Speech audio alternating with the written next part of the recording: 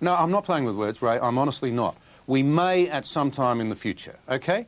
I concede that because, and this is a good thing. What's a good thing? The administrators of 10,000 workers are out of money. No, it's a good thing. No, Ray, that's no. What is a good thing, though, is that the administrators have managed to raise a lot more money out of the sale of Ansett assets than was ever believed would be the case, and that means there is serious money for redistribution. Now, it is, in my view, now quite likely, depending on the outcome of the court case, that just as workers will receive more money, so will the government. But we have said all the way along, and I give you my word that I'll ensure that this happens, none of the money over and above what we've paid out will go into government revenues. It will go to the benefit of the industry.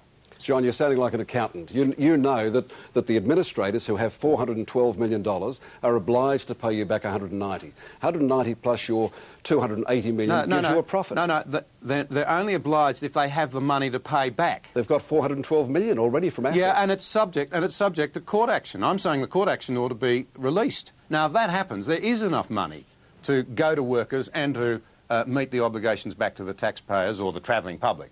John, these workers have waited 2 years and you still haven't paid them back. No, that's not right. Ray, you simply cannot say that. We put in place a scheme that had never existed before to pay them $26,000. To get early money into their hands, and they've received on average $26,000 to $27,000. Had we not put that scheme in place, had the normal Australian circumstances prevailed, which we didn't think were fair, which I didn't think were fair, they still to this day would not have had a cent. John, there are people watching this who've travelled around Australia on the airlines and they've seen signs and they have the clear understanding that that $10 levy they were paying was to go to Ansett workers.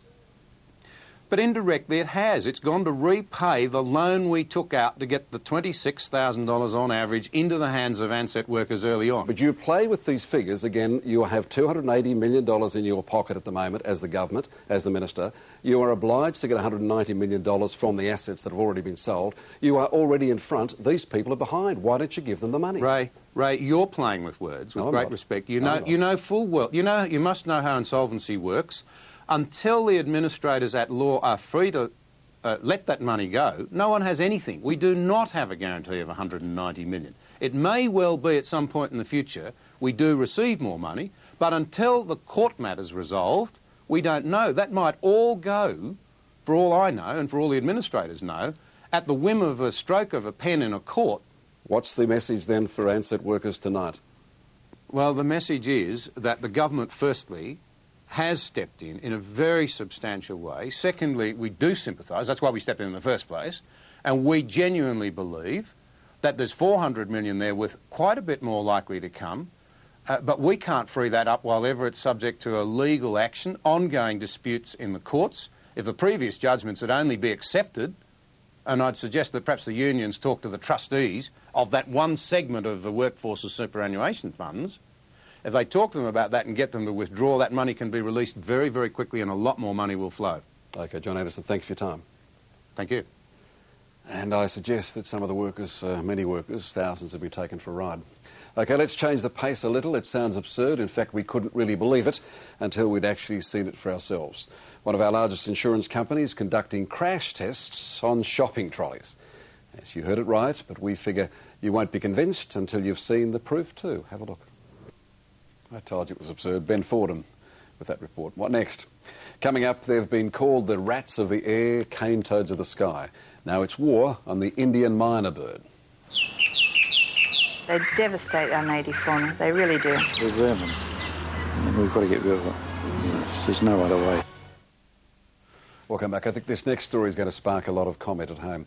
Australia has a long history of introducing plants and animals that are meant to do good but end up being real pests.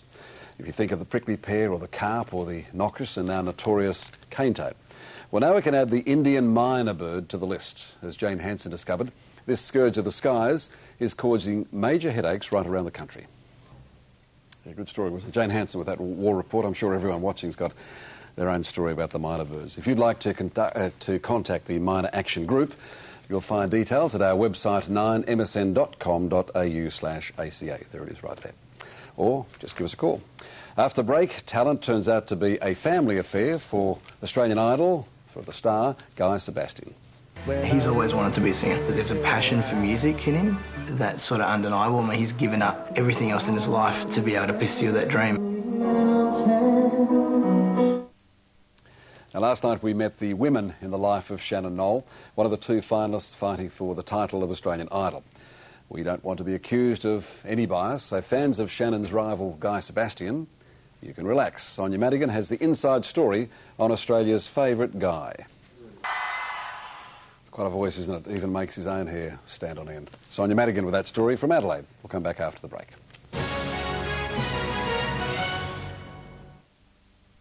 He's been getting away with it for too long, but finally the game's up for the council boss who faked his pass and landed a $250,000 job. Tomorrow night, the truth that caught him out. Just one of our stories in another jam-packed show. We look forward to your company then. For now, have a great night. Good night.